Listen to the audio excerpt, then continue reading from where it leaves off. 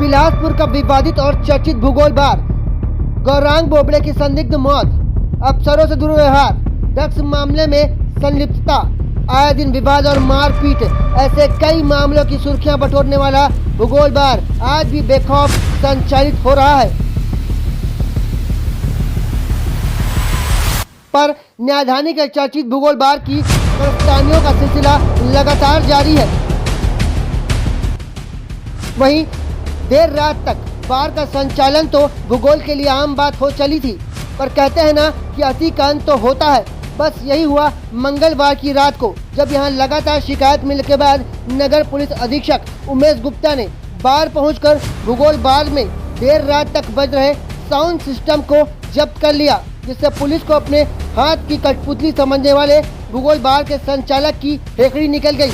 वहीं जब इस मामले में नगर पुलिस अधीक्षक उमेश गुप्ता से पूछा गया कि विवादित बार के ऊपर कड़ी कार्रवाई क्यों नहीं की जा रही है, तो उन्होंने कहा कि कई बार समझाइश देने के बाद भी देर रात तक भूगोल बार का संचालन कर शराब पिलाई जा रही थी। इस पर कार्रवाई करते हुए पंचनामा बनाकर साउंड सिस्टम को जब्त कर लिया गया है। इसके साथ ही भूगोल बार का लाइसेंस रद्द करने प्रतिवेदन भेजा गया है। वहीं अब देखना होगा इस कार्रवाई के बाद क्या भूगोल बार का लाइसेंस रद्द होगा या वो बेखौफ इसी तरह देर रात तक शराब परोसते रहेगा। बेसिकली जब हमने बार की चेकिंग करने के लिए गए रात में, तो वो देर रात जो निर्धारित समय रहता है उसके बावजूद भी उसका संचालन किया जा रहा था। वहाँ पे शराब वगैरह प्रोवाइड किया जा रहा था। तो इसी के लिए पहले भी उनको कई बार हिदायत दी गई थी कि आप निर्धारित समय के बाद में बार का संचालन बंद कर दें, बट उनके द्वारा इसकी अवहेलना की जा रही थी।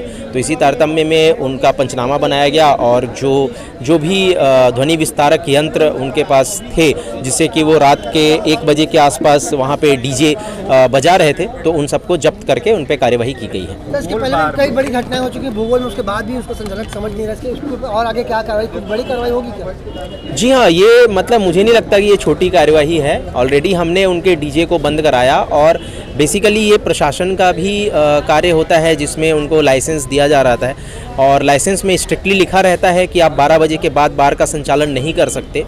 और रही बात अप्रिय घटना की, तो अप्रिय घटना के मुझे ऐसी कोई जानकारी अभी नहीं है।